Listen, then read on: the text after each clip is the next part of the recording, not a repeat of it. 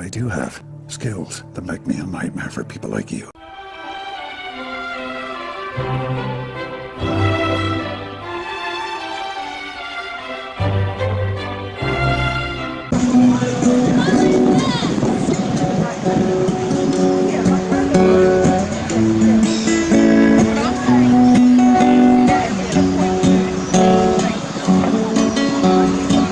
All along was a dream.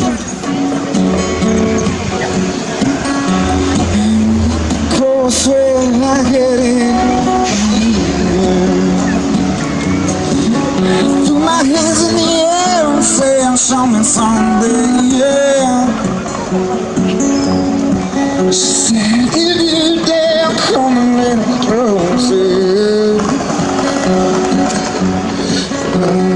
round and around and around and around you go. Now, baby, now, baby, now, baby, now you know.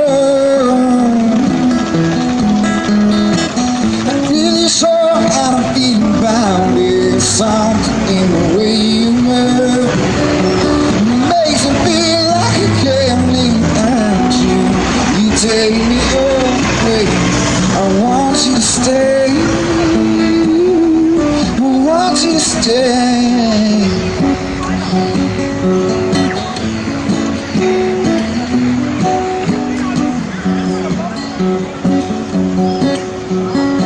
It's not much of a life you're living. It's not just something you take, it's given. Round and around and around and around we go. Now, baby, now, baby, now, baby, now, no. It's not much you're living. I'm really sure being down there, something in the way you move makes me feel like I can't live without you. You take me all the way. I want you to stay. I want you to stay. I want you to stay.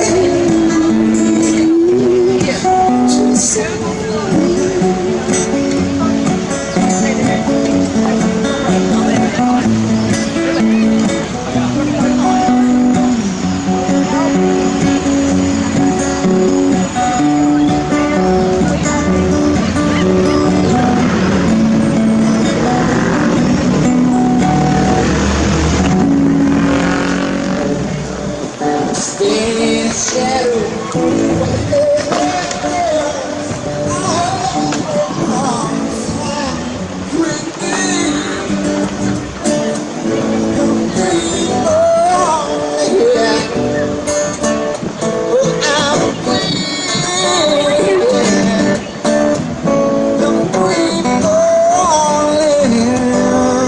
Something to be said about that being right underneath a Freemason statue.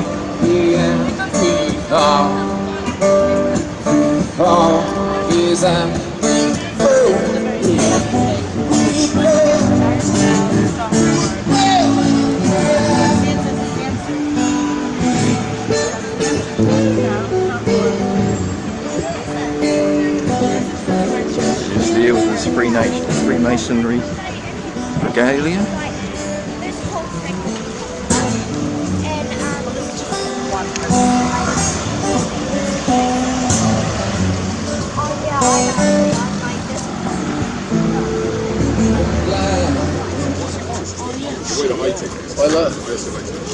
Yeah, Mark, hear this. Report it. He might be a butcher. Hey, do you have stickers? Yes. I'm under the impression that this is a map that you understand. That I imagine this is this map that you Not believe. exactly, that's being argued too. Do you believe? Wait, do you believe But this? it's a level this one, plane, or- it's a level plane. I don't require belief. Sorry.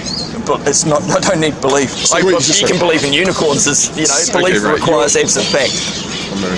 I'm that's you're wearing that. So is that the one? Is that what you're under the impression that that's sort of? I think that's more of a realistic representation of the Earth as it is, as opposed to the heliocentric theory. Yes. Okay. So now, right. Now I understand. Now, originally I'm from London, and I take this sort of time-lapse photography as well. Oh, cool. So do I. Yep. I did many star trails. Yeah, that's right. So what I do is I point my camera towards the north, let my camera sit overnight, and I get these wonderful star trails around the North Pole. Now, also in January. So you see Polaris. In England, you'd see Polaris. Yeah, that's right. Not here. You only see about the curve, that part of Polaris, if you're facing north from where we are. Right, but if I point the camera, as I have done, I point the camera north here, and I'm not seeing. You won't see Polaris because it's gone under your horizon view. Sure. So, but rather than, I'm not seeing any complete circles.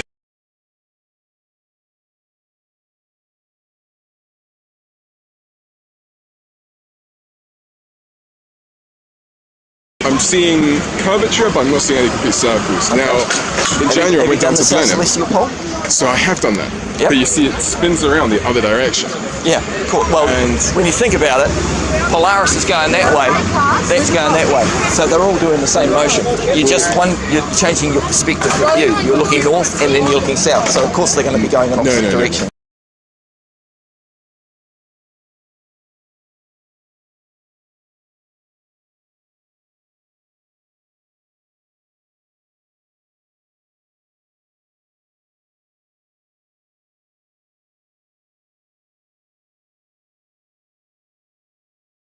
Because so once you're flat playing, does that rotate? You're saying the stars are turning. And when you're doing your star trails, sure. Did you notice that all of these distances are the same? See how they're all the same? The length of distance over the time period that you're recording, the trail is the same. Right, so if they're all different, the orbital period of the world is constant. The stars aren't rotating at different speeds. The Earth's orbit or motion has never been proven. They tried that with the Eris failure and they failed. That's why it's called Eris failure.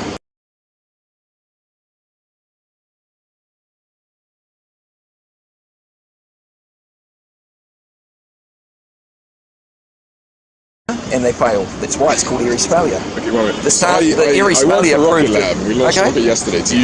What's your take on that? As far as what do rockets do? I go by practical experimentation, but as far as rockets, they go on a parabolic curve until they run out of fuel, and then they drop back down. As in back into Earth. Yeah, that's usually what goes up must come down. That's who? What do you mean, says who? If I throw something in the air, it's going to come back down again because the mass and density of the object that I'm throwing up is heavier than the air or the medium that it's in supporting it, so it's going to drop. Right. Unfortunately, I have somewhere to be, but so we launched this rocket yesterday. I studied aerospace engineering. Sure. That makes me a rocket scientist. Cool. So the way that rockets actually work, now you're right in the sense that if I throw something up, it's going to come back down again. Up must come down, law of gravity. But for not the reasons that you're saying. Okay. So if I throw something up very high, it's going to come straight back down because the Earth, the gravity of Earth, so very large things with very large mass. Gravity always makes me smile, but carry on. So there's the graviton exchange particle that acts between things which have mass.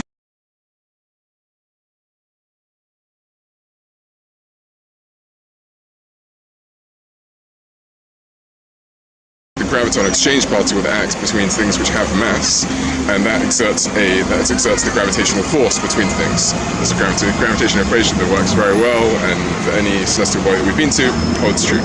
So what happens is that's always pulling it down towards Earth, regardless of where you are. Yeah. Have you got any first-hand practical knowledge of these things you're talking about? Sure, I put on cameras onto the spacecraft and went yesterday. Okay, so just one moment. Sorry, carry on. Sure. Yep, so what we do is that now I know it looks pretty confusing that it appears as though the rockets we fly go upwards, which is what happens for a fair bit of time. Yeah. But that's not really what the whole thing, the whole story. So the reason why rockets are going up is that we have very dense atmosphere. largely below 100 kilometers, but also it's still pretty thick beyond there. But effectively, what the reason why we're going upwards is to get beyond the atmosphere. To break free. What do you mean to break free?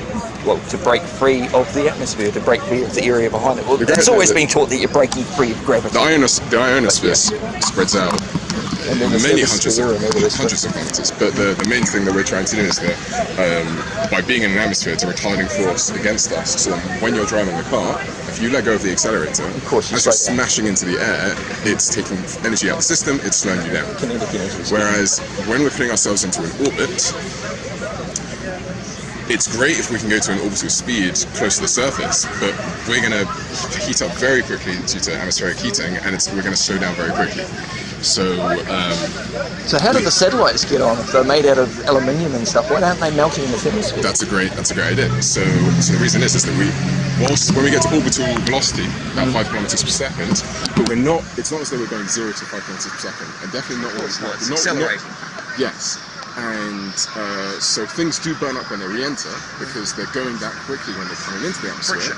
Whereas when we're going up, we're not actually getting to that speed when we're going through the atmosphere. You should be going to So we're going a medium, so you should be accelerating. Yeah. So if I'm let's say I'm currently in a swimming pool and I'm You trying jump to out go, into the air, you can move a lot faster than yeah, a swimming exactly. pool. So what I'm going to do, if I want to go, if my swimming pool is like here, and I'm trying to get there, then I'm not going to swim across this way. I'm just going to swim this bit, and then I'm going to run along the ground to get there. Exactly. So that's The why shortest distance my through the rocket densest is medium. going up through as much through the atmosphere as possible. Admittedly, I am starting to put it on a parabolic curve, and then what's happening? What I'm going to do is that most of the propellant that I'm burning is to go sideways. I want to go sideways as fast as I can. So you can keep up with the rotation supposedly of the Earth and Not the rotation. It doesn't matter how fast the world is rotating. It doesn't need to be rotating. Okay. What I want to be doing is doesn't need to be rotating. Okay. Nope. What I need to, because the world is flat.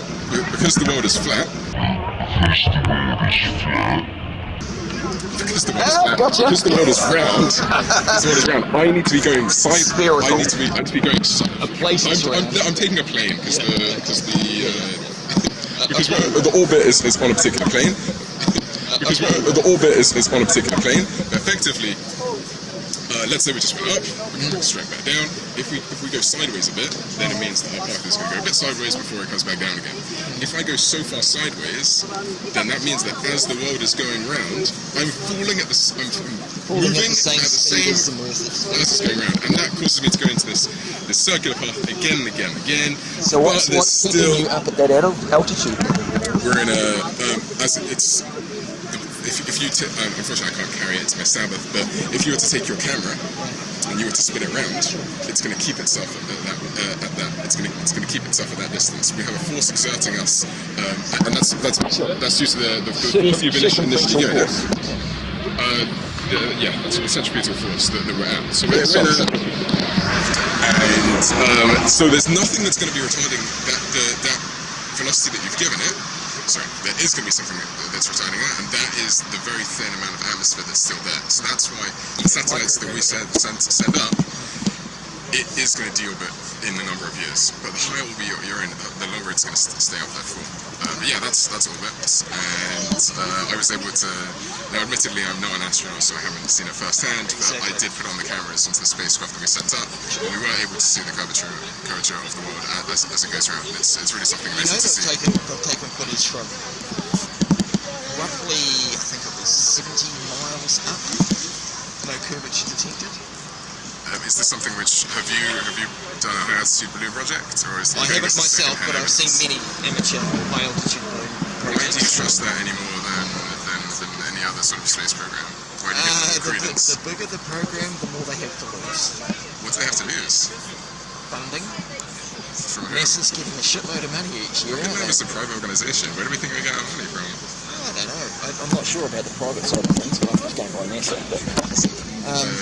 NASA's getting their funding each year from the government.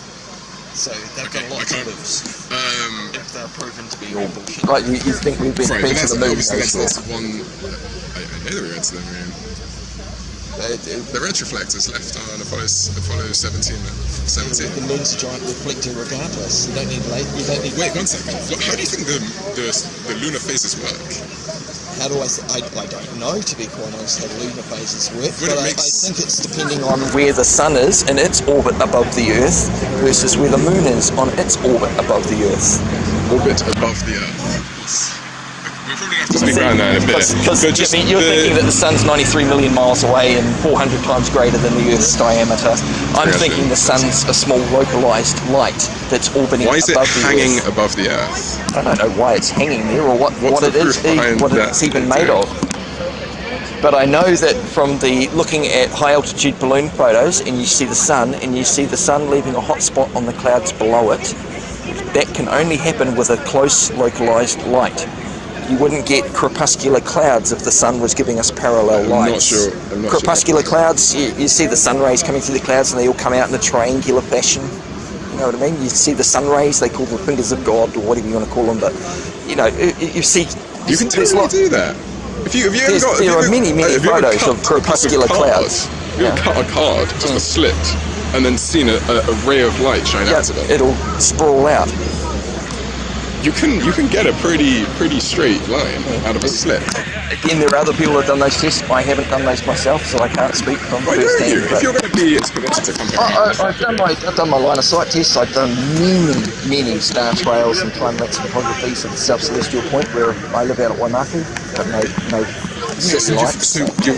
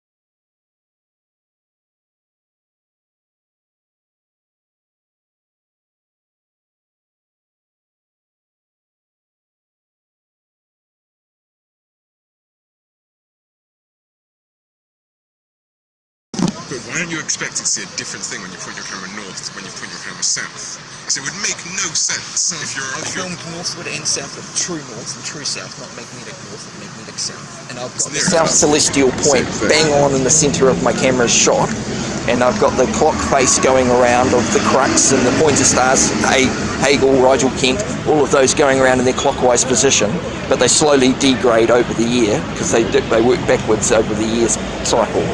But my point is there's no parallax in the stars, and these here all being the same distance, if the stars are all different locations from each other, you would expect to see parallax in the stars over long time exposures. No, I think your interpretation of that is incorrect, because my understanding is that the orbital, the period it takes for them to go around there, that's just because the world is rotating. So you're expecting that's the period of the exposure of the camera that's making those lines. If I filmed for only 30 minutes, if you've done if you're at the North Pole or the South Pole for that matter, then it would be feasible for you to get an entire loop at the sidereal day. yeah, sure. If you're not got any daylight killing the stars, if you're in darkness 24 hours, yes. Which you're capable to do if you're I've done it every 3 months, and I'll get a quarter of the rotation each time, and I can end up putting them all together and having a full 360 of the South Celestial Pole's rotation. So that's not a problem. But my point is, when I film directly south, and this is filming at a 37 degrees from horizontal, so that's where the South Celestial point is, because we're at about 36 longitude. Like that, yeah.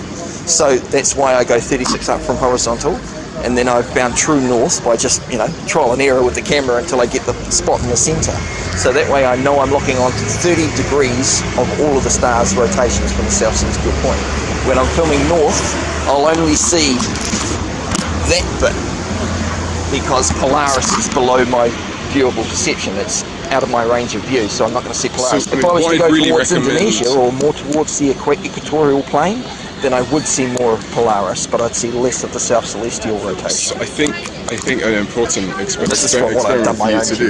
Yeah, I think an important experiment is, rather than facing your camera now at different angles, just to do it straight upwards. Oh, straight upward? No. So yeah, from 90 degrees. But we want a perpendicular, parallel with the ground, just facing directly upwards, and to go as far as you're comfortable to travel north and south, and actually see the changing curvatures based on where you're up to. In the sense that you're going to see celestial equator changes over the times in the year. I mean, sometimes it's higher up, the celestial, where Orion, the belt's always, the 3 stars always go in a perfectly straight line because they're in that celestial equator.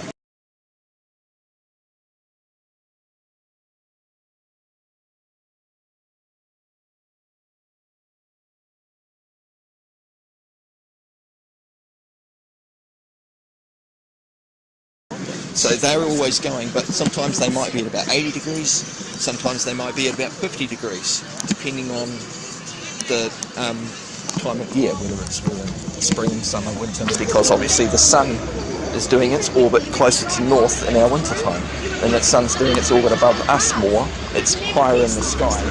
Yeah, it looks like I'm late. You're supporting it, for Christ's sakes, come on!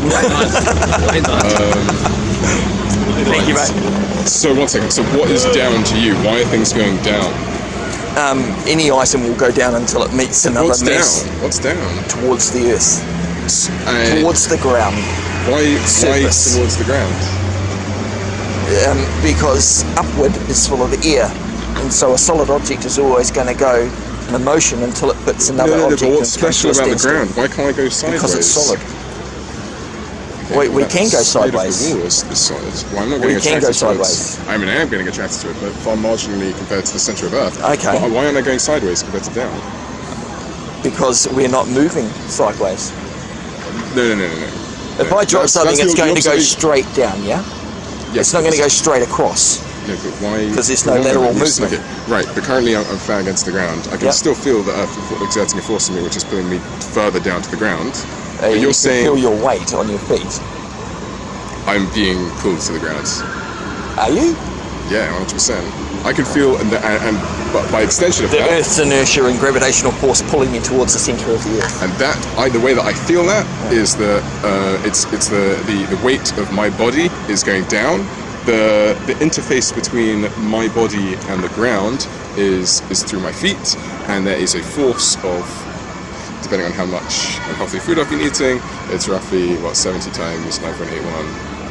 That's going to go down, and I have a same reactional force because I am against a solid surface, and that's being pushed up against me by the ground onto me. So what's pushing the ground up? That's the reaction. What's called the reaction force. Yeah. Okay. So you're saying that the ground is moving up towards your feet?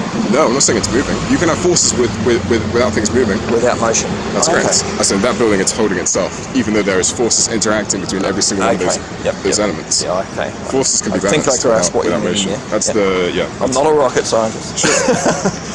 Newton's third law.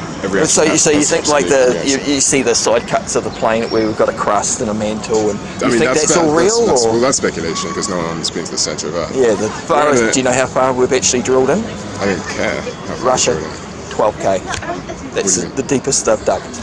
12 miles in. Is that related to this, or you're just saying? Yeah, the koala mine, the Russian mine, they went for about 15 years. In the last 2.5 years, they only got an extra 100 or 200 centimetres depth. Is that related to this, or you're just saying well, it's just saying if we're on a ball, and we've got this iron core and a mantle and crust. It's really hot. Like it's going to be really difficult for us to go any closer. The fact of the matter is that 12 kilometres is really nothing in the grand scheme. Yeah, it's just a speck. But so I don't understand how that dug. comes. I don't understand how this comes into the gravity. Because it doesn't support the fact that more to the point, it shows that, as you've said, no one knows because no one's verified. Or but that doesn't help with the gravity discussion. Oh, no, I know not. that anything which has mass has the ability to exert gravity on it. So how come the moon doesn't crash into us? Absolutely, because it's much like the satellites that we send up. The moon is also in orbit around the Earth. Okay, so because its own force is keeping it away and towards it at the same time, it's found its equilibrium and has sustained that distance, or I know we have supermoons because it's closer sometimes. So is there like a distance that it travels from and to? You know? So if you were to just kill the orbital velocity of the moon, then it's going to come straight back and crash into Earth. Okay. Because we've given it that. Because it has a orbital velocity. Then it's doing much the same thing our satellites are doing, and so you're saying the moon is orbiting around the Earth, not above it? What do you mean, not above it? As in, well, like I say, the sun and the moon are orbiting above the Earth, the flat Earth. You're more the moon, and the moon is orbiting around the sphere. It's tidally locked. And tidally locked, yeah, so it has effect on water. That's correct, yeah. Right. So that's an orbit around. The moon's orbit around Earth. But just trying to make sure we're on the same page. It's an orbit around the sun. Sure. Okay. Wow. You've given me a huge amount to think about and some good ideas to go and try. I appreciate it. I really dislike it that there are people out there who are trying to shit on Earthers when there's a good science behind it, and people just saying, well, you know what, my teachers didn't do a good enough job. I'm challenging this. What is a common belief? And I think that should be done. To me, condemnation without investigation is the height of ignorance. 100%. And most people are quite happy just to keep their heads in the ground and accept what the reality in which they're presented. Totally. And I give power to you for continue doing experiments. And would me and some of my colleagues be allowed to go? You would be absolutely. Would we have to pay if we were to go? I don't know. We're putting up a debate between flat earthers and globe earthers. So if you wanted to come along, interesting. Would we have to? Cause I think it would be a hard sell for me to tell my colleagues that go to this conference and we've got to pay for it. Again, Adrian actually wants to get because she's the lady that's organised it all with Novotel. Sure. She's the one hosting it all. I'm just here to give her some support. Because if you were really interested in getting to the bottom of things, getting some proof that you are happy with, I could totally get some. I think it's likely I could put some. Sure. Have some people who show up. Or at least other information out there, because the main problem we're having is that there's nobody, so to speak, on the globe side of things that wants to even broach it. Interesting. They just say, "Oh, you're bullshit," and that's it. But we're saying, well, if you think you're in a heliocentric theory, then show us your evidence of it, because we'll accept evidence, or proofs. But I think the best bet is to perhaps shoot down and get a I'll hold be of able to Adrian. look online. But I would say, because if I wouldn't be able to get any of my colleagues to go if they were going to have to pay for it, because they'll be like they will literally say. I'm as you pretty said, sure it's a if you wanted to money-making come scheme. along and be part of the debate and stuff, I'm sure she won't have an issue in the world with you coming Really? along. There's like 3 different parts to the expo. There's the international speakers and stuff coming over, which is during the daytime on Saturday. Then we're having a dinner from 6:30 through to 11:30, I think, which is like the smorgasbord part. And then the next day, there's also another 4 or 5 hours worth. So I won't be able to make it on the Saturday. That's my Sabbath. But yeah, I mean, well, Sunday. Could do it on the Sunday. Greg, Tell me, is your ultimate? I'm surprised you haven't said this already, but is the ultimate goal really to get a truth that you're happy with? Yeah. So both that's all we're basically looking for is a bit of truth instead of black and skeptics and Sure. ridicule. We're just if it is what it says it is, then someone from that part of the world or from that way of thinking show us. Yeah. And they just don't show up. And it's not like we ridicule them on their thoughts. So like, I'm not sitting, oh my God, you think we're spinning? You know, it's not like I take the shit out of you, like we get it back at us. We're all open for an adult, respectable debate, I suppose, is the best way of putting it. So yeah. Do you want to leave me your number, or can I give you my number? Or you're going to be on the website for the expo. if you, just go fexponz.co.nz. Sorry, I can't actually take anything today. Okay. In my Sabbath, I can't carry anything, but I definitely recognise that and know what to search. Yeah. And, Flat Earth Expo, that'll come up. Gotcha. Okay, All it's very right. nice to meet you. Appreciate your time, mate. Have a good day, mate. Thank you. Load it, cock it, let it go.